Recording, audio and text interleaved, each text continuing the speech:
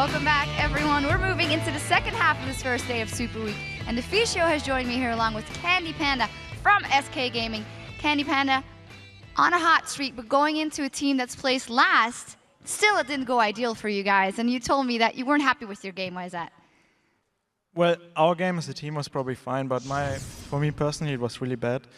This week in scrims, especially in training, I don't know, I just lost my form. I guess it's like, maybe not normal, but there will always be like those weeks where you just don't perform, and I did it this week, and yeah, I'm really sad. I died twice in lane, was not good. Well, sticking to the lane thing, you had issues against CAITLYN and Jiri, gave up a few kills. What is it with the lane phase? Is it because Tristana is very strong in the lane, or is it just you not playing properly? Right, I think it's not the lane. I don't think it's the Tristana and THRESH. I think I just lost the flow of the game, you could say it like that. I have to refine it again. I don't think it's a Tristana, even though they had the potential to snowball the lane. Because if you get caught once and you have to use a flash, the next hook will be even more deadly. So. Yeah, but your lane partner luckily didn't lose the flow of the game, because in Rated he stacked up all the kills. Is there somewhere inside you that you're like, please stop taking all these kills? How am I ever going to get in this game? Does that go through your head? Oh no, I don't mind. I think with some patches ago they improved the assist goal, so that's okay. Well, looking at the game then itself, it was a very long game. You guys played it very careful, looking from, at least from our point of view. You never really got into a big fight where you weren't in your favor. And you just waited for them to move around, and then you went to the turrets. Take me through how the whole late game tactic for you guys. Yeah, so first of all, since I died twice in lane, I didn't have the pressure I normally do on bot lane. Normally we can always push up and keep diving them with PANTHEON and any. But this game we didn't have it, so it's harder. It also was harder because they had Ziggs. Whenever we try to rotate, he could just ult. So normally what you do versus Ziggs, you go 1-3-1, like you go 1 top lane, 3 mid lane, and 1 bottom lane. Split push him, because he can't clear all the lanes at once. But since Shyvana late game outscaled the Renekton, we couldn't do that really. And also, if I would go bottom or Lulu would go bottom, the Eve had an easy gank on the one who's alone bottom. So we had to be creative, we had to like out-rotate them as 5. When Ziggs wasn't around, we could go bottom on top, get the tower. And then we tried really hard to bait at Nashor, because that was like the only option we had left. Did you at any point then in the game kind of feel that time is running out because of this late game combo from Millennium, where you're scared that you just start losing the team fight? So how was that going on? Right, so the more the game goes on, like I pressed tab and I looked at Sana's items, and every time I pressed it, I was like, oh my god, she has Last Whisper now. She has Infinity Edge now. We should like get going, you know. Also because Ziggs scales really well into the late game too, and Shyvana as well. So I was like, we better close it out soon. But I didn't panic. I just kept it in my mind, but it was still okay. With your Vayne banned out and them going for the Tristana, how does Jinx match up as a late game AD carry? And if you could have chosen again at the end of the game, would you maybe have gone for another AD carry? I might have went for Sivir if I could have chosen, but that's easy to say because after the game it's always easy. But in the game itself, it was like Jinx was good because at first I wanted to pick Lucian. I hovered over him for like 30 seconds, but then I realized that we had Lulu and they had no threat for me. They had like Tristana and Ziggs who won't attack me, and Eve and Shyvana can kill me if Lulu ults me or protects me. So I went for Jinx. Even though it's riskier, it does more damage in the late game. And we didn't even talk about this whole pick and ban phase, which we normally start out talking about. It seemed to me you got pretty much every single pick you guys wanted, like the favorite champion for everyone all the way down. Do you feel the same way, or do you actually feel Millennium maybe had a just as good comp, or maybe even a better comp? I think Millennium picked a bit weird. I think the Eve second pick is reasonable, but the Ziggs first pick confused me a bit. He got nerfed and, well, it's like not so effective anymore, I would say. So we got picks we are comfortable with, yeah. I mean, we had some stuff to fall back on, but these were good picks for us, where we can like create a good comp out of. So finally, about that game, you said you weren't happy with your performance at all, but Super Week has just begun, so you're going to have to reboot from that one. How do you plan on doing that? Is it something that we can mediate from day 1 to day 2? You can do certainly some stuff. First of all, I will probably just spam the whole night solo queue, just play like 20 games. Well, not 20 literally, but a lot of games. And then I also think it's like a mental thing, where I'm like a bit scared. I don't want to let my team like alone 4v5 because they're all playing really great and I'm like the only one underperforming. So yeah, I think it's a mental thing too. So I will look into that. Don't play 20 games. You won't be here on time tomorrow in that case. But, congratulations once again. And at the top of the show, guys, we asked you to sound off on Twitter and tell us which European team do you think will benefit the most this Super Week and why? And here are a few of your answers. The first one is from @Solietu. I think Fnatic can benefit the most from Super Week. They have a favorable schedule that they can build momentum with. And even though they lost, they didn't play bad at all. Not at all. I mean, Copenhagen Wolves, great team at the moment. Losing to them is not a bad thing. And Fnatic actually looked very strong. So I think going into the next game for them, keep the confidence up, get a win, and they can actually really use this Super Week to show how good they are as a team. Sure thing. The second one is from Abhes too. SK needs to keep their role going. A good Super Week takes the pressure off for the rest of the season, and they can prepare for playoffs. Are you thinking that much ahead already? No, we just go by game to game. And especially since I'm actually scared of the Super Week because I'm like, okay, if I don't perform this game, then the other 3 games might be just as bad. And the team gets better and better. Like we play Fnatic, Gambit, and Rocket. It's like, you know, I perform like the worst in this week, and then this week we have 4 games, so that might be bad. So I have to look into that. Yeah. Not scary teams at all. Oh. I was going to say, though, you're actually doing a good job, so you could be a little bit easier on yourself. Yeah. The last one is from @LCrisps or LCrisps. Alliance will benefit from Super Week. It gives them a chance to string together a few wins and get some consistency. Should I answer that? Yeah. I think Alliance is a bit two-edged sword. I think from what we see from them is mostly the Sivir Wukong combo that really works for them. But I hope they have like something else prepared because if they play 4 games with the same comp, it's not going to work. Like latest after the second game, people will realize that that's what they're going to play. So if people run that out and they have to play like 2 more games for something they didn't train, then it could be bad. But if they have something else in store, I think they can really do good this week, yeah. Well, we'll see if they have something else in store in a second, of course. Thank you so much for those tweets. And remember that you can tweet to us @LOL Esports and use the hashtag LCS to chat with your fellow fans. Thank you very much, Candy Panda. Congratulations once again. And now we're going to teleport over to Joe and Quickshot for our next match. Thank you very much, guys. I'm Joe Miller, and I'm happy to be joined by Trevor Quickshot Henry to bring you our 4th match of the day as a Super Hot crew take on Alliance. Now, these 2 teams have met twice before, and both times the Super Hot crew have come out on top. During their Week 1 and Week 5 encounters, it was Mr. Rals who went unkilled, and Moops was allowed to play Gragas in both games. Yeah, very, very important. Now, I want to start by talking about the duo lanes. First of all, Mr. Rals. He went 10-0-7, and then he went 7-0-10 in their last confrontations. And in their most recent game in Week 5, Mixer also went unkilled, going 0-0-19. When the AD carry and support are under so little pressure, it's very hard to win games, especially if you're Alliance. Both of those encounters, Super Hot crew had stronger lanes, convincing team fights, and they never gave Alliance a chance. If we look at both games in terms of objectives like Dragon and Baron, Super Hot crew secured 9 out of the 10 Dragons and both of the Barons across their games. Definitely a focus point for Alliance. Yeah, and last week Alliance went 1-for-1 after a good win against Fnatic, and then the day after they got beaten convincingly by SK Gaming. Super Hot crew had a similar week, losing out to SK in day 1, but turning it around and looking great in that victory over Roccat. Yeah, for both of these teams, the more we see them play in the LCS, the higher the level of play becomes. But it is by no means consistently good. Let's break down some of the stats between these 2 teams, starting with average KDA. Starting with Alliance, their overall team KDA is at 2.57. That is actually sitting in last place out of all 8 teams. Whereas the Super Hot crew are higher up the standings, their KDA is only marginally better at 2.93. This is an excessive death count from both Impaler and Mixer. They just die far too often, far too frequently. And while KDA isn't always very telling, average goal per minute gives you a better idea of a team's overall performance. When we see that Alliance are in 7th position on that front with a total GPM of 1,556, Super Hot crew not so much better, sitting in 6th place for total goal per minute at 1,562. This gives you a better idea about how these teams are performing on a more individual level. Yeah, that goal per minute's much simpler to understand what they're actually generating in game. And when we talked about about Super Hot Crew securing 9 out of those 10 dragons against Alliance. They have also grabbed 38 total dragons over the split. That is in comparison to the 27 that Alliance have secured. Alliance will need to focus on their dragon control this game if they want to challenge the Super Hot Crew.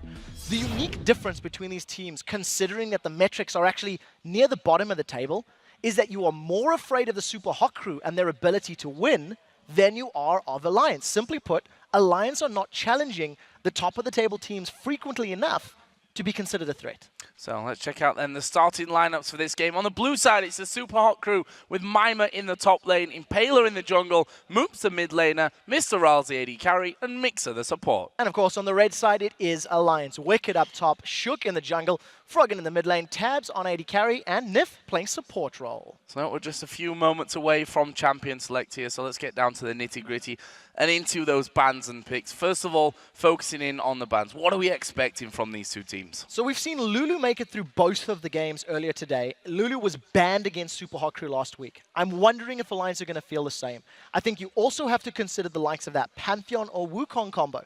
Wukong is something Shook has been playing incredibly well. Pantheon is something Impale has been playing very well. So those would be the priorities. We have also seen teams trying to go the AD carry route, taking away the likes of that Draven from Mr. Rolls. Yeah. It's sort of the flavor of the Super Hot Crew banning at the moment. And what about the mid lane? Because we touched very briefly on Moops' Gragas in that mid lane. He's had it so often so far this season and has always done really well with it. Yeah, so it's definitely Moops' strongest champion. And like we've talked about, he's played it so many times over the course of the split. I think if Alliance allow it to go through, they may need to or may want to get a strong pick in the mid lane, like a LeBlanc, for example, which is also something Froggen has played frequently. Well, almost as if looking into the future, a Kassadin ban, who would have thought that would happen? And there is the Gragas ban this time around from Alliance. On the other side, Karthus taken away from Froggen. We've seen how strong his Karthus is. In fact, the one game that he's been let through, he played to absolute success against Fnatic, where he finished 7-5-12.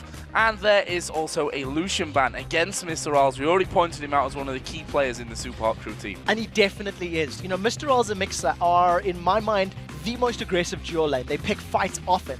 The game they lost last week against SK was arguably because Mr. Rals and Mixer weren't on the same page. They went aggressive at different times, and they weren't always engaging and disengaging when they needed to. The next day, they pulled it together, and they made it work. The Draven has not been banned down, it's been allowed through. If Super Hot Crew see an opportunity to run it, it is a definite consideration for them. Oh, we'll have to see. I mean, on the other side of things, Sivir has been the choice for Tabs lately. In fact, the last 4 games, he's in fact played that Sivir in the bot lane. So we'll see about that one and how that all works out. But it looks like they're going to concentrate on the top lane for that man on your screen, Mima, picking up Renekton first. Now, every time I think of Mima on Renekton, the game that comes to mind is when Super Hot Crew dismantled and destroyed Gambit. It was running Renekton plus Vi in the jungle. They had so many good invades, and the trio of Mima, Impala, and Moops really synergized and worked together. They counter-jungled effectively. They were always responding at the right time, and I think that is a very, very good pickup for them. Mima is a strong player, and he's not afraid to jump into team fights at any stage of the game. So that leaves THRESH here actually for Alliance. Funnily enough, they've played a decent amount of THRESH so far this season. Probably less than a lot of the other supports, but the key fact is that they've not won a single game where Nif has had his hands on THRESH. That's definitely locked in. CAITLYN, another champion which Tabs has really liked in the past. If we even look back to his last split, playing in there with the Lemon Dogs, he loved that CAITLYN. And CAITLYN THRESH as a pair is very strong. Yeah, as a duo lane, it's very difficult to find fault. They outrange many champions, they outpoke many champions, there is kill potential. It also makes life quite difficult for Super Hot Crew if they want to run somebody like a Draven. He's going to take a lot of poke from CAITLYN early on, and it just forces their hand to maybe think about some alternatives. You touched on the fact that Tabs has played a lot of Sivir recently, and that is in conjunction with the rest of the Alliance teams when they've had, you know, very movement-based compositions with Irelia up in that top lane, Karthus in the mid. They want to run around a lot. It's not going to work out this time. I do expect Shook to most likely trend towards that Wukong. It's been his most successful jungle champion. So they've left Pantheon open here, and that's been played so far in 5 games for the Super Hot Crew, of which they've won 4 of them. Their only loss, funnily enough, against the bottom place team Millennium with that Pantheon. So Impale are going to be happy on that front of things. Then they take the support in for this one. So we will see see Mixer playing the Leona. This is a very aggressive combo from Super Hot Crew. They've already got very strong initiation. Something that I always harp on about every time I'm at the desk is, how does a team start a fight? How does a team get in and engage? And with a Pantheon and a Leona, it is very, very clear. Knowing that THRESH has been taken off the table or has been locked in, you're not afraid to go with that because there's no Morgana. There is no Black Shield that can come down from Alliance. So I think that's quite smart. Super Hot Crew leaving the potential of Draven for their AD carry, as we talked about, and we'll see what they're going to run in that mid lane. Ziggs is a possibility. Well, they also were hovering just a second ago over Zac, which is very interesting, considering it's been played once so far here for the Super Hot Crew. That was against SK Gaming, and Mima didn't have a great time with that one. They've already got Renekton in there, so I don't know really why I'm harping too much on about that, Zac.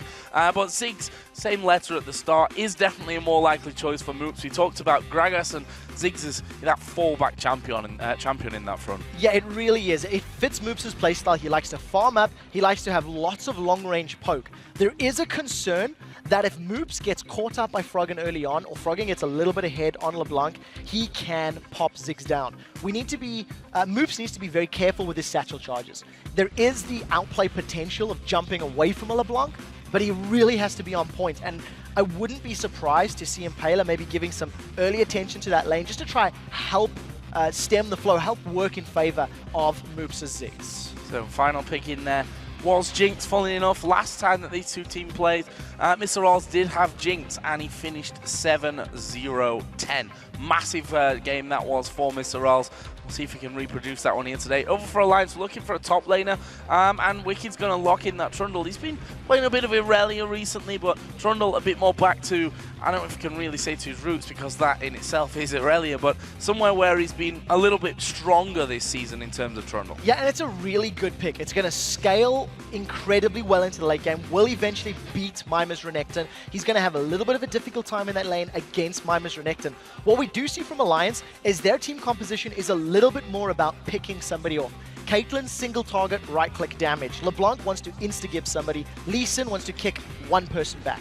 If Alliance do not find that pick, if they do not find Moops or Mr. Rolls in a team fight, the CC that can come down from a lot of the Super Hot Crew's members is going to make their team fights quite difficult. So we'll see how this sort of team fight AoE composition from Super Hot Crew does against the single target pick composition of Alliance. Interesting game coming up here. I mean, Super Hot Crew definitely got the more solid form, although they lost to Gambit and SK. Out of their last 5 games, only 2 of them were losses, and that includes beating Alliance, beating Fnatic, and taking down Roccat last week as well. So really interested to see how this one goes. Well, with the two teams locked and loading, let's check out your votes on LOLesports.com. And as you can see, it's a close one. 51% to 49% in favor of the Super Hot Crew. Real close. It is an incredibly close vote. I would probably have tipped it further in Super Hot Crew's favor. I think they've been performing on a higher level, and they've been slightly more consistent over the last 3 or 4 weeks, and we'll see if they can keep it up right now.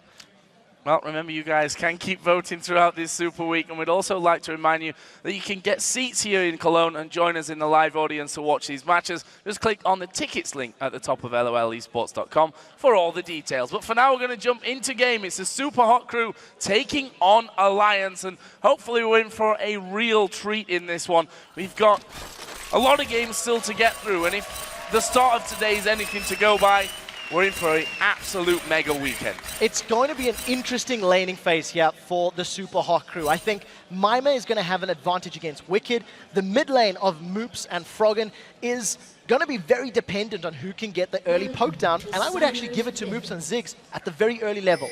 At 6, that all changes. And in the duo lane, Mixer is going to struggle against Nif on that THRESH. If he takes too much poke too early, it's not going to make that all-in power at level 6 as strong or effective as they're looking for. So will we see anything at level 1? Last game was a bit of a treat for us at level 1 with the hook on towards Enrater that got things started off for Millennium. At the moment, though, we have that very standard 2014 season line defense at level 1 where they wait for the trinkets to come into play, get a few wards down and head off to lane. Yeah, you were mentioning if there's anything going to happen. There was about 1,000 caution pings there coming out from the side of Alliance. There's a few more. I'm not expecting anybody to go for any sort of invades. We see both of these teams lining up to have the traditional laning phase, and I think the difficult one for the Super Hot Crew here is going to be Mr. Rolls and Mixer.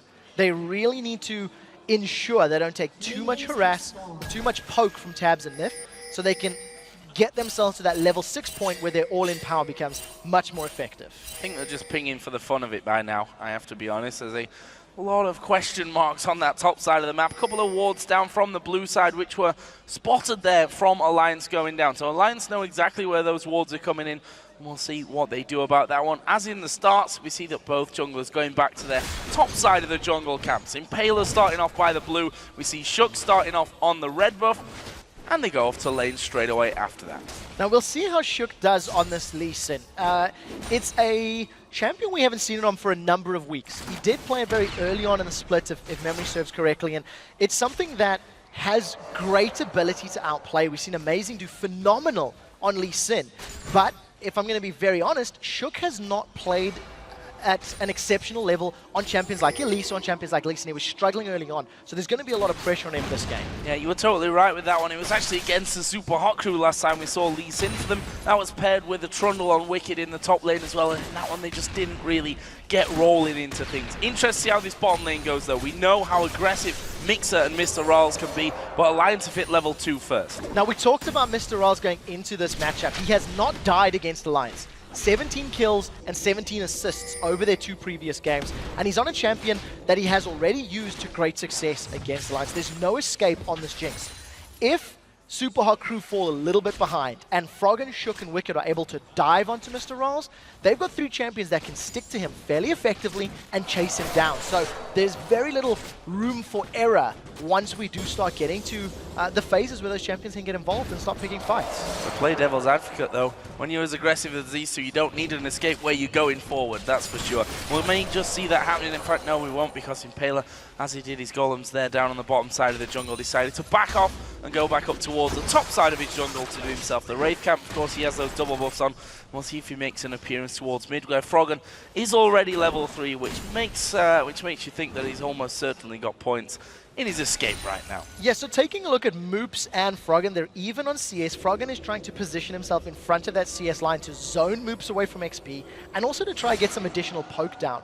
In terms of the lane setup, it seems very even right now. Impaler has come in behind both Nif and Tabs. The question is, can they catch Tabs out? Impaler, they don't know he's there. Impaler snuck himself in here. Nif and Tabs have no idea. They're going to look for Zenith Blade. It doesn't connect. Zenith Blade misses, and actually Impaler's going to come out anyway. They might as well try and get some damage down here and force Alliance to back off. But the hook actually lands on towards Impaler. Don't think they've got the damage to really make this one count, but Alliance, as soon as that Zenith Blade misses, you have to feel that it was almost called off for the Super Hot crew, and any damage that Impaler did was a bonus. Yeah, I think that's the case. Tabs is going to be able to sustain fairly well because he can play it safe, stand back, use his Dorans as well as his Runes and Masteries. Now they've jumped on Moops. And there is Froggen going in. Half of Moops' health being evaporated there with that little combo. And actually, Shook playing this one quite aggressive right now. He's over in the Super Hot crew jungle, just going to be taking away that big wolf, knowing that Impaler nowhere near that one after his little visit down towards bottom. That's very smart play from Shook, realizing that Impaler is far away. He was not going to be able to really challenge for, you know, those jungle camps, and he makes it work for himself, getting a small lead. We'll see how we can continue to grow the CS advantage. It's approaching 10 right now, and if Shook can make his presence known in lane and actually get a gank going as well, that is a big advantage for him on this champion that really needs to get going in the early game, because once the game scales into 25, 30, 35 minutes, Lee Sin falls off in terms of damage and becomes a lot more utility-based. We can look there, we were just for a slight moment on that top lane, which we're not expecting any early kills to come down by, but we can see that Wicked actually picking up that double Doran's Blade along with the Doran Shield in there that he started off with. Is slightly behind in CS, but he'll catch that up now. Actually, that Mima has gone back home. He's going to be coming back into lane with a Giant's Bell. So that's a very interesting pickup here on Wicked. The only thing that I can go with is that he wants to try and mitigate the early game weakness that Trundle has against Renekton. By getting those Doran stats at a fairly cheap price, you're going to be able to challenge and fight Renekton in probably the level 6 to 11, where generally Trundle still loses. Now Moops has no mana. He does still have enough for a satchel charge, luckily, but he needs to be on point. One more bouncing bomb may actually push him low. We'll see if Shook can get in here.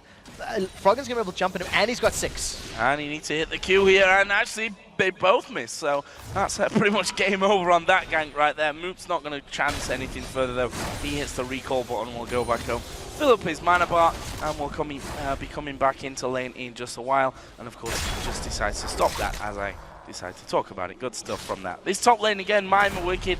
Exchange of damage from both sides. Wicked is running teleport. We need to keep that in mind. Trundle with Flash TP is not really going to be looking to get kills in a one-on-one scenario, but he's obviously going to become a split-pushing monster, and if we can see Wicked using his teleport effectively, it can play out. I think if you look over the course of the split, though, Wicked's teleports have not been necessarily the greatest until the late game, like super late game. We haven't seen Wicked teleporting to a bottom lane to help secure kills for his duo, for example. Now, Mime playing that aggression, he's actually gone very deep and is going to be fighting Wicked. Yeah, Wicked actually going to do a good chunk of damage onto him here. We can see that the pillar goes down. Lee Sin wasn't really in a position to get involved on that top lane. He's just waiting for his red buff to spawn for the second time in this game, but Impaler's coming. So Impaler is right around the corner, throws the ward down. Shook will have seen that being cast. Froggen's nowhere near. He does manage to grab it with the smite. The fight in the top lane is quite interesting. Mime opted not to use his ultimate, not to use his ignite, and he knows subjugates down. It's a fairly short cooldown, but there is that window of opportunity. Impaler's about to get his Grand Skyfall, and we'll see if Mime and Impaler can make something happen. Yeah, Impaler here at level 5.5, let's call it, as he donates that blue buff over towards his mid laner Moops. It's going to make him feel a little bit more comfortable. Does have that chalice and an amp tome, so building his way nicely up towards that Athene's Unholy Grail. A nice item for him to have to keep up the harassment and also protect him a little bit from Froggen. So one thing I want to talk about in terms of this game so far, 8 minutes in, we've seen very little action. Mr. Rals and Mixer have done very well in this bottom lane. They're about to hit level 6. They're even on CS with Tabs and Nif, who outrange them at this level of the game. Tabs and Nif have been pushing Mr. Rals and Mixer so incredibly intensely, but they haven't been poking them. They haven't been landing auto attacks under the turret, thanks to the gank from Impaler. Impaler came in very early on. Yes, he didn't get a kill, but the psychological fear was then placed. The worry that he could be there meant that Tabs and Nif has played aggressive, but without trying to really stomp on Mr. Rals and Mixer. So you have to give them props. Doing so well against CAITLYN THRESH, which is very difficult. Oh, bit of damage coming in here on towards Mime. We see the subjugate there, feeding that health back over to Wicked. He was pretty low on mana, and with Mime still having his ultimate and flash available, probably realised, you know what, I can't kill him anyway. Just try and force him to back away from that lane. Froggen again continues to harass into the mid lane on towards Moops, but again, you have to feel that there's not going to be too much happening there in a 1v1 scenario to draw first blood. There isn't, but Moops is falling behind in CS because Moops' wave has been pushing against Froggen. He's now 15 CS down. Froggen is playing the zoning game very well. When the minion line is behind him or at his turret, he can continually poke Moops down, gets a very good placement there on the ward, and very safely uses the distortion secondary active just to get out nice and cleanly. So this is going to give Alliance some information to work with if and when Shook decides to go for a gank. However, Impaler is waiting around at this point. There's that ward there just outside the Wraith, so they may just cross paths at this point with Impaler there, Shook there, and Froggen now moving around the corner. Will actually dive head on in towards that brush, and Impaler already stepped back at that point, seeing that Froggen had come around. That's very good understanding here of these teams. They understand where their opponents are. Impaler knew that Shook and Froggen were making a play happen. Froggen moved to ward, and I believe Moops would have called it, and Impaler reacted. So now they're sitting together. Shook is in a little bit of trouble. He's been stunned, but this is jungler and jungler for now. Yep, we just see Zeke starting to come around, but quick safeguard off towards Froggen. I mean that he's not in any kind of trouble. Those Wraiths down, but there is a dive in from Froggen on towards Moops. It's, again, nothing but harassment. Yeah, so that was a mimic of the distortion. Froggen actually used his ultimate just to poke down Moops. It was a bit of an uninspiring amount of damage, I think would be fair to say, but now the information is there for Super Crew. Once again, this tiny window of opportunity. Impaler does have his Grand Skyfall, has positioned himself now in the bottom lane, and we'll see if they can jump on anybody. Super Crew is one of the teams that I think ganks their AD carry support lane even more than any other. I think SK Gaming would be the other team that does it excessively. And with the Pantheon, the power of that Grand Skyfall is very, very big. However, this looks like it could be a three-man gank on towards Mime in the top side. We've got Froggen, who's just come up from the mid lane. He's now retreating, however. Shook will be doing a bit of the same. So Mime are not going to be under any pressure on that top side for now. So eventually Alliance back away. The wave wasn't pushing quickly enough, and I think if Wicked had started pushing the wave very quickly, it would have given Mime the signals, hey, something's up, something's fishy. So unfortunately for Alliance, the timing on that was a little off. In addition, they hadn't seen Impaler.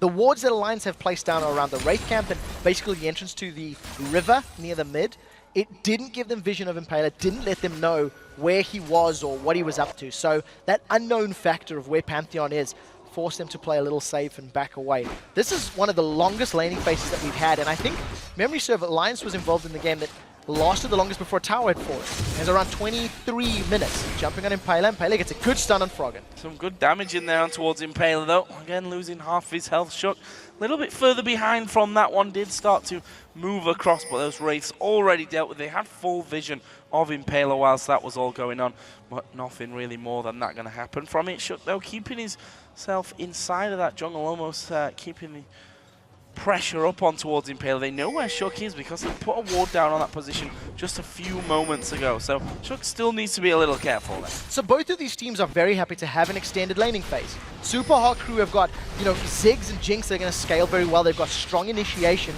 This is the first play the Alliance made to force an objective. They pulled a dragon out. Nobody from Super Hot Crew's reacted quickly enough. And that is an uncontested dragon. Considering that Alliance have only secured 1 dragon out of the 10 in the last 2 games these teams have played, that was a very, very smart call, realizing the opportunity was there and getting the 4-man of Alliance to grab it. Really well done, and puts Alliance 1,400 gold into the lead of this one. I tell you what, Mimer's pretty low here in that top lane. Again, does have his ultimate. Wicked has no subjugate after using that a little early on, and Wicked doing a good job here to actually stay up in farm with Mimer, and we're getting to that point now where the bullying of Renekton becomes less and less effective in that top lane. I actually think we hit that point even earlier because of those triple Doran's items that Wicked picked up. It's a very smart build that he's gone for the Bilgewater Cutlass because Mimer's gone tanky. So Wicked doesn't need to invest in his tanky stats because he can steal them from Mimer. Mimer did not go for the Tiamat Renekton, which is something that is used to excessively bully and completely dominate your lane. Wicked is even on CS in a lane matchup he should be losing. And yes, he's going to hit a item spike later, thanks to having 3 Doran's items. He's doing very, very well. He hasn't given up kills. He's still holding on to his tower. And I think this bodes well going into the mid game. If you look at the other lanes in terms of CS there, mid lane, only a 2 CS difference between Moops and Froggen. Bottom lane, slight advantage for Tabs in that one. The only real significant difference in terms of farm is actually coming from the jungle here. Shook at 70 to 44 CS. Neither of them, to be honest, have spent much time in lane. No, neither of them had any sort of ganks, really. And I think part of the reason the CS is so much higher for Shook is the coordinated invades that Alliance have pulled off. Shook had some good level 3, level 4 invades in the Wolf camp and the White camp. Froggen has got some deep wards, and Shook is not afraid to go in and challenge. And he's doing well. He's farming up quite effectively. I think with Impaler having access to Grand Skyfall, the very first usage is going to be very telling. Mimer is going to slice once, should be able to dice away. We'll see if he's in trouble. Yeah, I don't think so from this one. He may. Actually, he's forced to flash from that. Mimer maybe underestimating Wicked a little bit there. The subjugate came down. Wicked decided not to flash over the top. He once again, as before, is quite happy with that one. Oh, as Froggen came up there and actually decided that he couldn't get in range of Mimer before he'd already recalled out of there or walked even back towards his turret. Moops in the meantime using that little bit of free time in mid lane to head back off and pick up his Wraiths. He's now got that Athene's Unholy Grail finished. Yes, a similar position to Froggen, also with the Athenes. Froggen's got an additional Doran's Ring on his side. Got a little bit of extra gold to play with thanks to having the Dragon as well. I think the first kill is going to come from somebody getting caught out of position. And right now, Alliance are trying to force somebody out of position by this invade. Shook and Froggen have been roaming the red buff area. They've been getting some pretty good vision down on Impaler. And you've seen earlier how much damage Froggen actually had on Impaler. So if Impaler starts off this red buff when it respawns, and Shook is nearby, that could be where Alliance find their first kill. They're slowly grinding the small lead. Now we see Wicked actually did go back to finish off his Blade of the Ruined King. Just came back into lane via the use of that teleport. Knows that he's not going to have to be called down for Dragon anytime soon. You see a quick chomp down there and a couple of auto attacks onto Mimer. Makes him feel a lot more comfortable. Mimer with that pickaxe in there on top of his Sunfire Cape has struggled in terms of damage. We saw that flash forced out from him, but honestly, Shook's really not even tried to capitalize on the fact that that flash has been down. I actually think that top lane was left the way it was because Super Hot Crew felt Renekton beats Trundle, and Wicked said, I'm going to go for a build that will allow me to deal with him. So Alliance haven't made any gank attempts. we still, once again, see Shook and Froggen trying to invade. They've got 3 sweeping lenses, actually in reply to the 3 sweeping lenses that Super Hot Crew have. But again, everybody's just looking. They're trying to feel one another out. This is the first game of Super Week for these 2 teams, and nobody wants to start with a loss. Nobody wants to go into it when they're both sitting lower down the table. They're looking for that confidence boost and playing it slowly and passively to wait for an opportunity to present itself. We're going to see a 2-man collapse here towards Mima. He's already had a few troubles with Wicked. They do both have ultimates available, and as Froggen sees the ward come down, he will actually just head straight back into his mid lane, and actually has fallen slightly behind in CS now because of those couple of times where he's headed up towards that top lane, and also for the fact that Moops is just getting more powerful now as well. Yeah, Moops is obviously going to be able to clear waves a little bit more efficiently than LeBlanc can. There is some splash damage from Froggen's Distortion, but it's not the ideal farming method. And we talked about how Shook hasn't really ganked Mima with no flash. Froggen was roaming. Froggen has tried once earlier, but the wave wasn't pushing in his favor. And now knowing that that flash is still going to be down for another minute or 2 is why he was trying to make something happen. But once again, as it stands, both these teams are super happy to farm, super happy to get items before they force a fight. Maybe the next Dragon could be the point where somebody has to go in. Feels like one of those games where you see nothing for quite a while, then all of a sudden it just goes absolutely crazy. That could be that moment coming in right now. We see Mima, he's pushed on towards his turret, 2 men are coming in. Dominus is available for Mima. He needs to play this perfectly. They're going to go for him anyway, and there is the kick straight back, and that will be first blood. Almost looked too easy for Alliance in that point. They got a couple of minions there. They could probably tank this one up long enough to take it down. Yeah, and that was just a really well-timed move by Alliance. They get a kill, they get a tower. Unfortunately, their duo lane was had backed a moment or 2 before, so they also lost their bottom tower in return. Moops and Impaler now setting their sights in this mid lane. If Super Hot Crew can get it, overall, victory for Super Hot Crew. Really well played. They did the damage to Froggen there as he walked in from the side, and funnily enough, that sets them up perfectly timed for the Dragon spawning in. Both Mixer and Mr. Rawls are both there. And here comes the jungler and the mid laner as well. This is a 4-man attempt. I don't see a steal being able to come down for Alliance. No, there's nobody that could steal. Wicked didn't have his teleports available. Shook was nowhere near in range. So Alliance give up 1 kill, but they get 2 towers as well as the Dragon. They are going to lose their blue buff though as well. We'll see if they decide to go for any sort of invade. Froggen and Shook steal that one away, and they're going to dive Mima again. They know Dominus isn't there. Flash isn't available from yet, and we'll see what their focus is going to be. Froggen starts to move in from this one, and just a bit of damage before he has to back away. They didn't really have... it was Wicked who actually started tanking up the turret there, so they didn't want to have too much damage coming in from that one. Backed away. That leaves the Super Hot Crew ahead in turrets. Behind still, though, in gold, albeit by a pretty slim margin, just 200 or 300 now. So what this does open up for the Super Hot Crew with both the middle and bottom towers being down. Look at the vision that Super Hot Crew has to play within the river and in and around that blue buff area. I think Super Hot Crew with the Grand Skyfall and the map-wide ultimates of Ziggs and Jinx, they have the potential to either steal buffs or to challenge for them. We've not seen a Grand Skyfall yet from Impaler. It's 20 minutes in. This is very uncharacteristic. Impaler likes to use his ultimate. He likes to pick fights, and he just hasn't done it yet because maybe the team is playing a little safe and they haven't seen an opportunity they like. Some other items coming in. Both mid laners now adding a need to see Large Rod. Froggen getting a bit extra from that thanks to his kill there with a blasting wand as well. Here he carries also in a bit of a similar scenario. Bloodthirster for both. See the workings of that static shiv for Tads on CAITLYN. The Phantom Dancer already done for Mr. Rawls. Mr. Rawls, knowing it's a super extended laning phase, has foregone his boots. There hasn't been much pressure. Tabs and Nif have been pushing the lane, so Mixer and him have just been sitting under their tower.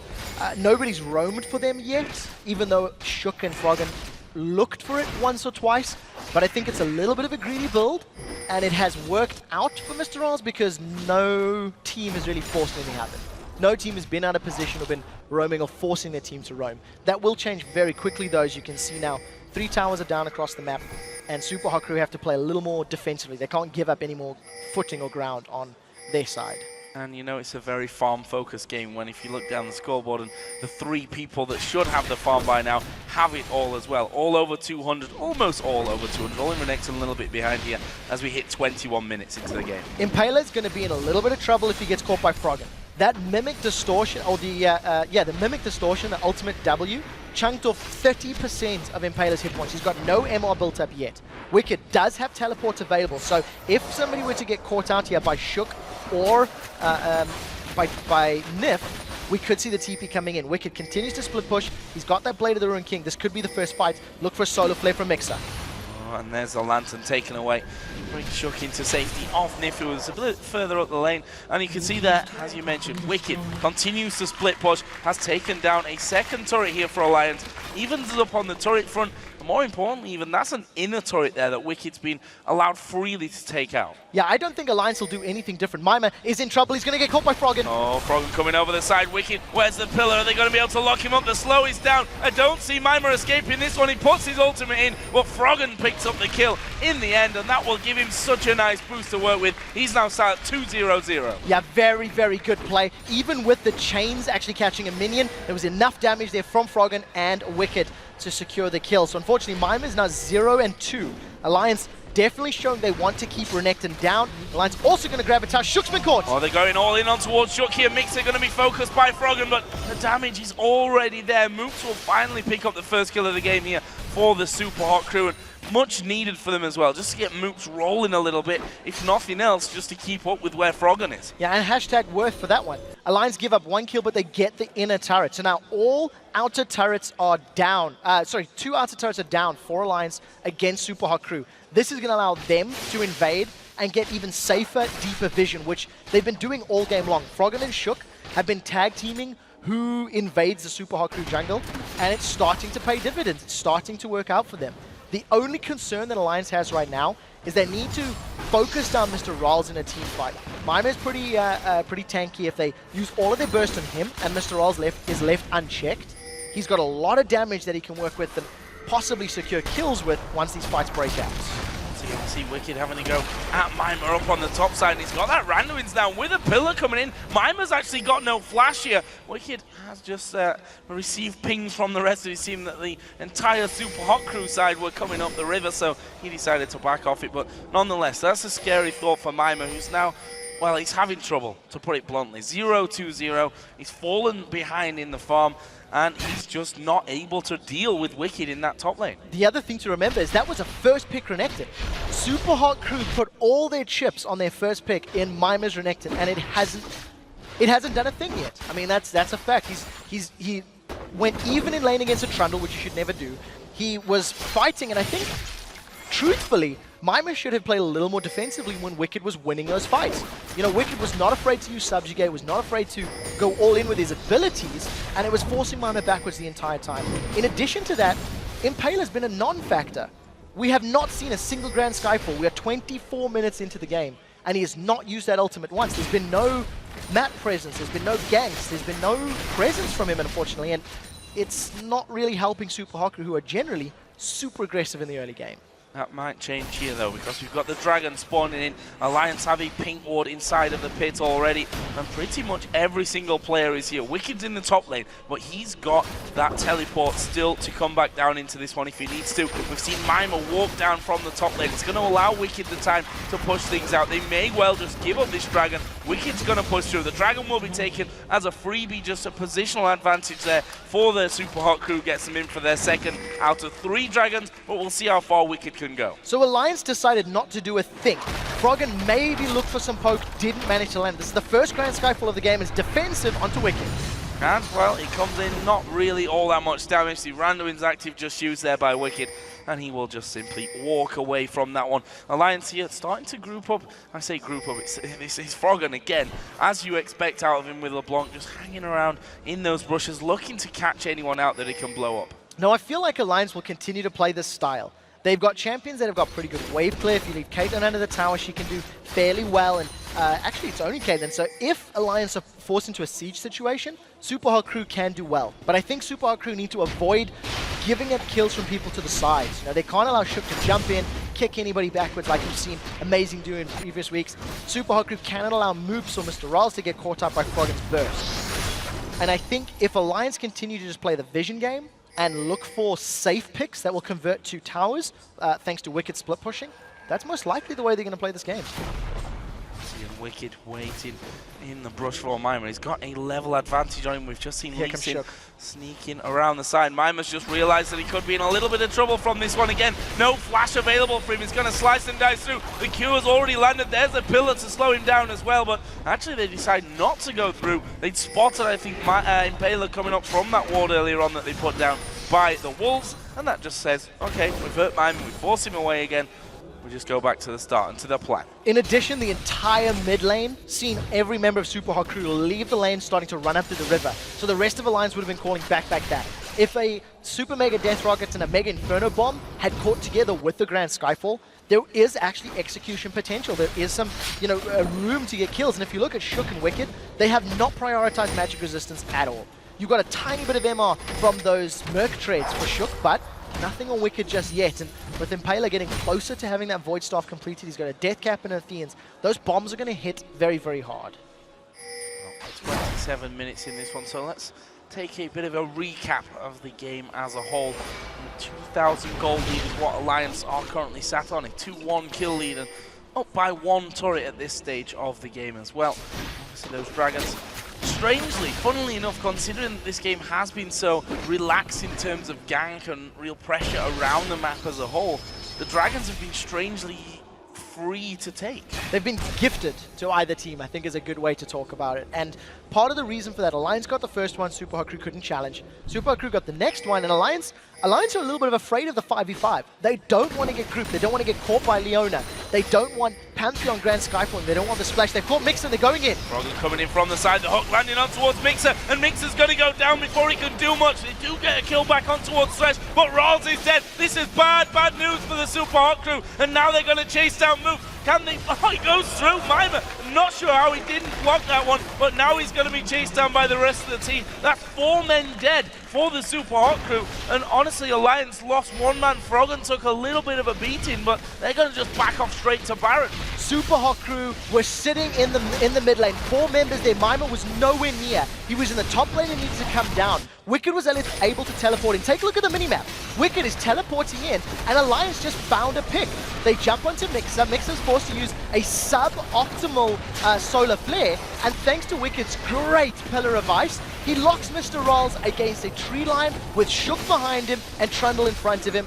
Froggen comes in to get the last hit and grab the kill. Simply put, Super Hot Crew should not have been that overextended without their full force, without all 5 members, and they probably just forgot about the teleport.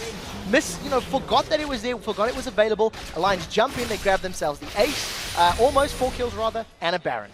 Yeah, once that replay was going down, Alliance taking themselves a nice Baron, which Nif had respawned for as well, so all 5 members of the Alliance team getting that. What I'm really interested in is how they actually go for this one now, because he said just a few moments ago they're not really in for that 5-on-5, but it was again the perfect kind of scenario for a team like this. Complete confusion and chaos by the Super Hot Crew.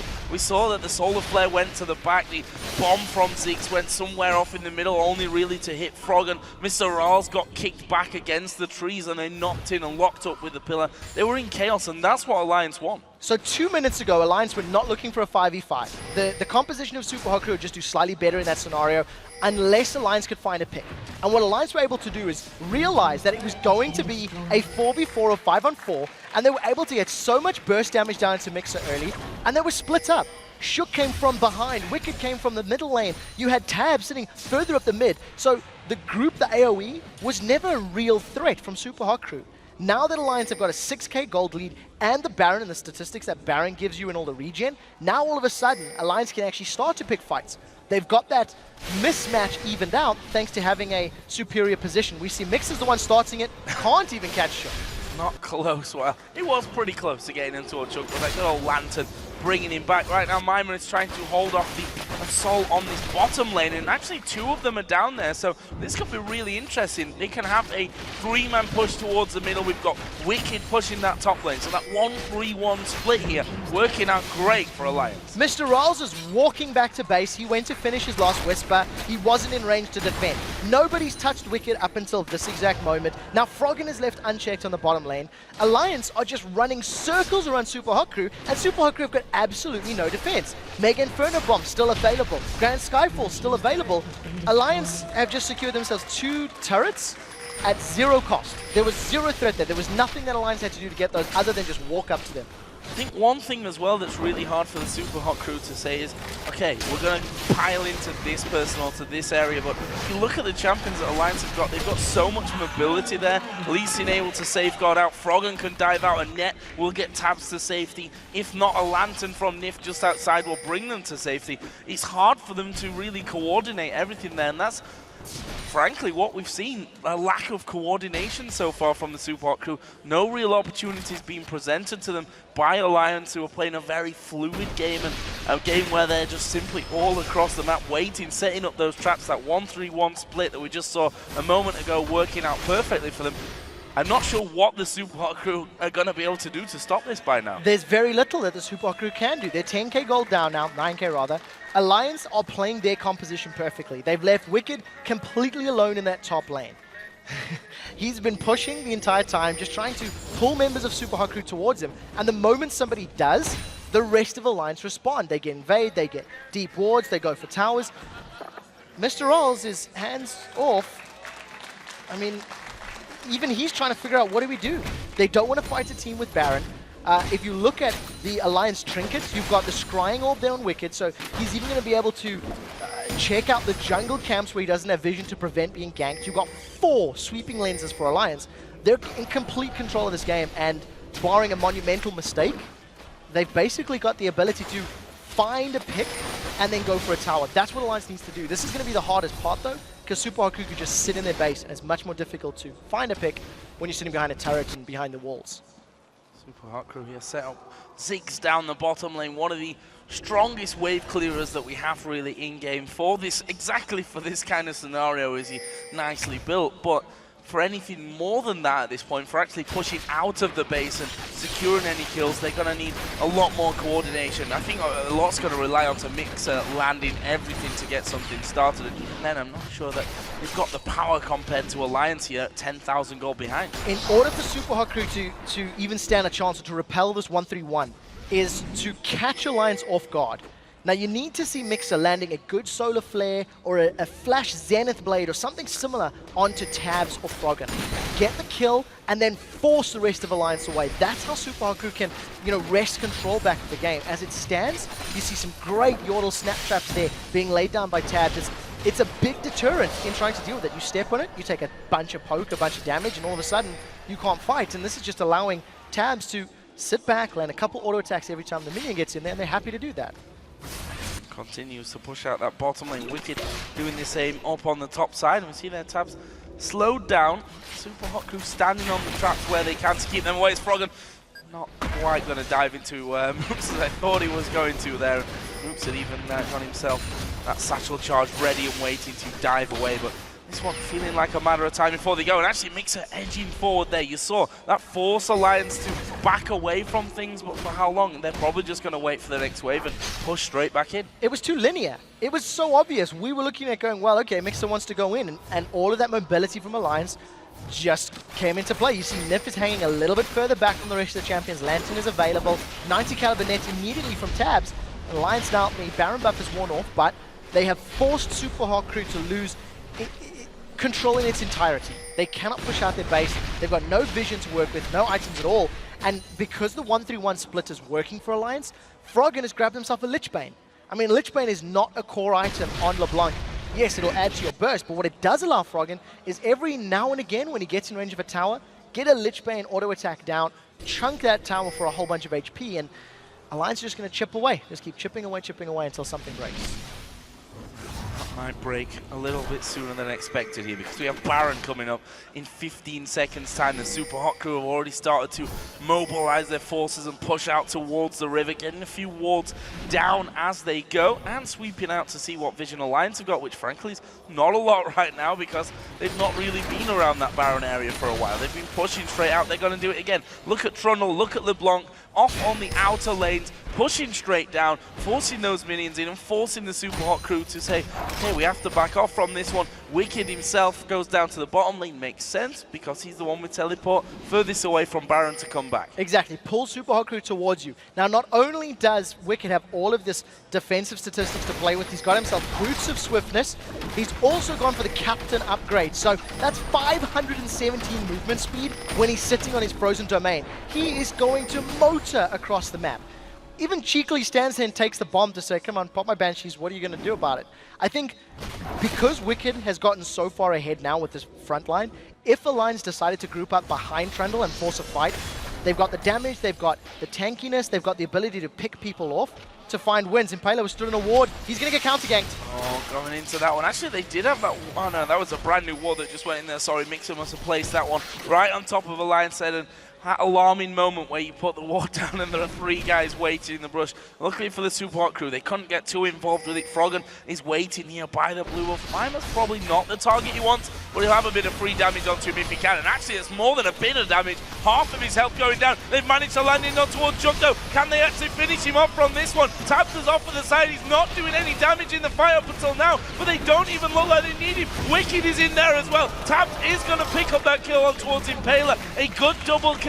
Does come back around, though, for Moops. And will the Super Hot crew be able to do anything about this one? I don't think that Alliance are strong enough to risk Baron, and Super Hot crew are pushing up mid. So a 2 for 2, and Moops basically won that, or made the fight go even. His Mega Inferno Bomb melted the HP bars of Super Hot crew, of Alliance, and thanks to Alliance staying grouped up, Super Hot crew were able to back away. Mr. Rolls used the longer range of that rocket launcher on his Q switcheroo and kept at bay. Now they're trying to get some auto attacks down, but this is very risky. Wicked's going to get Mr. Rolls. Oh, look at that. The hook lands in as well from Nif. Rolls is not escaping that one. Tabs going very aggressive at the start of things there. Lost a lot of HP, but that's what's setting up because Rolls finally had a chance. Flash hook in towards Boots. Here comes the rest of the team. Tabs will finish off with a 90 caliber net, and that is another 2 kills nicely picked up for Alliance. This is a great performance from Nif. This is the first time this split that we've seen Nif consistently landing important hooks. Up until this point, his flays have been a little off, his death sentences haven't secured them kills,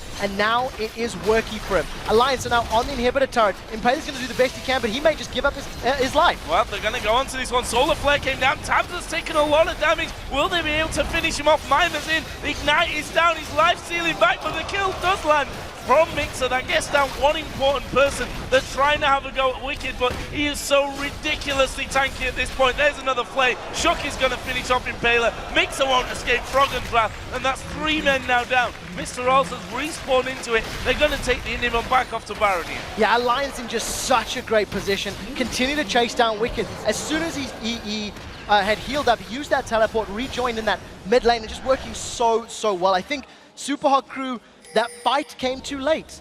They had a pretty good fight against Alliance. We talked about how Super Hot crew's 5v5 was actually very powerful. They went even with the team that had a 10k gold lead, thanks to landing all of that key splash damage onto Alliance. Unfortunately for Super Hot crew, it's a little too little, a little too late. Alliance are on the Baron. They should be able to get this one uncontested. They've backed away thanks to the burst damage coming down from that Super Mega Death Rocket. In addition, I don't think they were 100% confident people were coming in.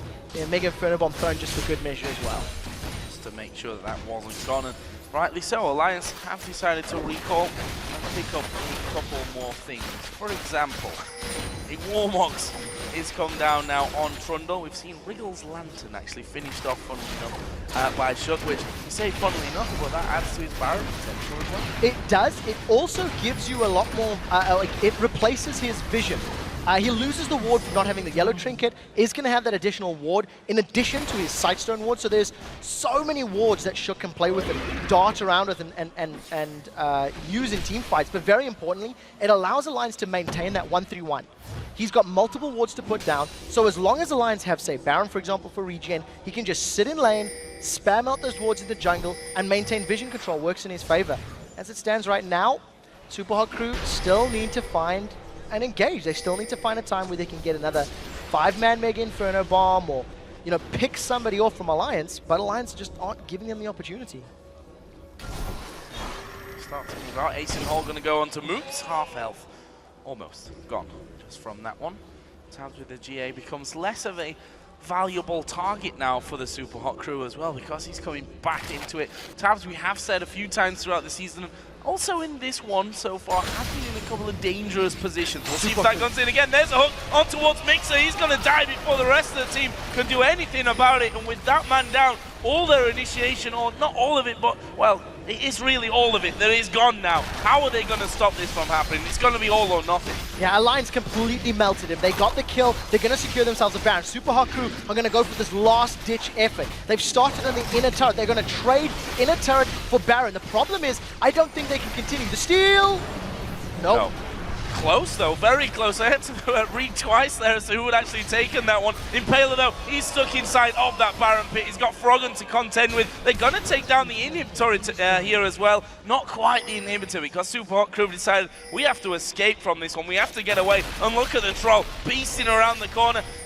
His Banshee stops one from the Flame Choppers, doesn't stop him getting away. Now Mima going to be hit by the Q. He was slowed by the randoms. Froggen is there as well, and Mima trapped up inside this blue buff pit. Might be able to take a blue buff with him, not even that. Froggen gets that, and the kill. Meanwhile, Tabs did take down Ziggs.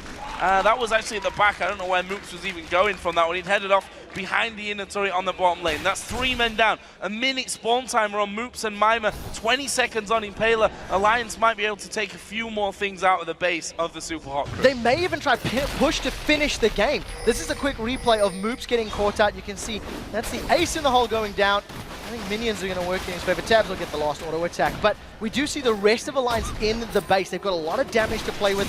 They're just starting on the bottom. Fairly easy moves, just trying to get away, not working out. And this is another turret for Alliance. Another inhibitor by the looks of things. Don't see what Super Hot crew can do to stop that one. That means that these super minions are going to start streaming in. For me, Alliance are strong enough right now to head straight up onto that top lane and have a go on the third and final inning turret, or maybe even head towards the Nexus turrets. They are going to be going for that one. Froggen dives in towards the back to do the damage. The first Nexus turret going to go low. Tabs gets hit by the solar flare, but he's got a GA. He doesn't care. He gets the kill. Second man goes down. Now it's all down to Impaler, who will be burst to pieces as well. He took Froggen with him, but that's not enough. Moops and Mima now coming back into the game. But the Nexus turrets are already gone. The Nexus itself is down to less than half HP, and Alliance going to pick up their first victory of Super Week over the Super Hot crew. A very good performance from Alliance. They played patiently, they played controlled, and I think they played their composition perfectly.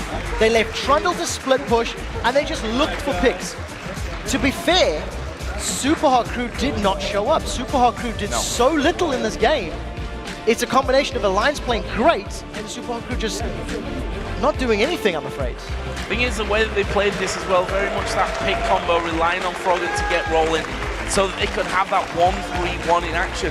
You have to wonder if we'd have seen that aggression and early start from the Super Hot crew that would have got them ahead in the game, that pick combo becomes a lot less successful and a lot less damaging in the grand scheme of things, and in a 5v5 fight where the Super Hot crew would have been ahead, could have been a totally different game. It really could have. I think if you go back to the entire game and you look at individual mistakes, and you have to question the decision making of the Super Hot crew members. We didn't see Impaler ganking at all. We didn't see his Grand Sky for once aggressively. I'm gonna go back in time, and I actually think we counted 2 Grand Skyfalls. Once defending the top lane tower against Wicked, and the second time in a blue buff fight, which they did fairly well in. It was 3 then, because he came in to try and steal a Baron at the end. There we go, third one as well, just to delay them and try to get the inhibitor. So 3 Grand Skyfalls that we can actually remember. When a ganking on-target champion, on-target stun champion like Pantheon is not ganking and making that work in his favor, you're not doing it well. Mr. Rolls and Mixer, they didn't go aggressive. They had a lane combo that couldn't. Yeah. But they never made an impact. They never really felt like, wow, that was a good solar flare. That was a good super mega death rocket. Those moments didn't occur. And also in the top lane as well, I have to, rather than criticize Mima, maybe put the positives on towards Wicked, because he went a different start of things. He went for that double Doran's Blade, Doran's Shield, to try and push away that whole early to mid-game bullying lane dominance that we normally see out of Renekton. It worked for him so well. 2 or 3 times he chased him out. I think once he flashed over the wall to escape from Wicked, and that just kind of progressed from there. Mima ended 0-3-2, not really doing anything in that game. Wicked, on the other hand, 1-0-13. That's a lot of kills he was involved in, but even more importantly than that, the pressure that he put down as a single player was just invaluable to the win for Alliance. Completely agree with you. Triple Dorans at the beginning immediately balanced out their power, but I think even more so than the build itself is the way Wicked played. Every time Mima went behind him and tried to farm between the two top turrets, Wicked didn't just sit in lane and farm. He peeled back. He went to challenge him. He had 6 minions on his side as well. He threw down the subjugates early, stole away the stats from Mima. And also, to be fair, after the first time, Mima maybe should have realized he needed to back away. He tried it again, tried it a third time, then lost the flash. It was the same mistake being repeated. We didn't see a gank from Impaler, which I think would have helped. You see a triple Doran's Trundle. Yes, he's got some additional power, but give your Renekton a kill to balance it out. Give him the advantage again, and unfortunately didn't happen. And finally, I just want to talk to you about our probably #1 yo-yo team in the league right now. Win, loss, win, loss, win in their last 5 games for Alliance. What do they need to stabilize it? Because you can't do well in a system like we have here in the European LCS, going in that yo-yo style of win-loss. No, you definitely can't. And I think they're sitting low enough down the table to be worried about relegation. But for this point and for this Super Week, this is a very good start to Alliance. They didn't make poor decisions. They maybe didn't challenge when they could have at Dragons, but better to err on the side of caution. Don't pick a fight you're going to lose and give up more kills and more objectives. So I think they played well. They played the map efficiently. And if they're given these sort of, standard champions like the LeBlanc, like the Trundle, they can do well for the rest of the week. Well, guys, we're going to step off the rift for just a moment. When we return, though, Shox and Deficio will be speaking to Tabs from Alliance. Then we'll head right into Rockout versus Millennium as both teams play their second matches of the day. But before we go, let's hear from Overpower about how Rocket does their homework before every game. We prepare for everything before the match, like 1 hour a day, talk about the team, what can they play, what we should play and stuff. Almost everything that is connected with them, we talk about it.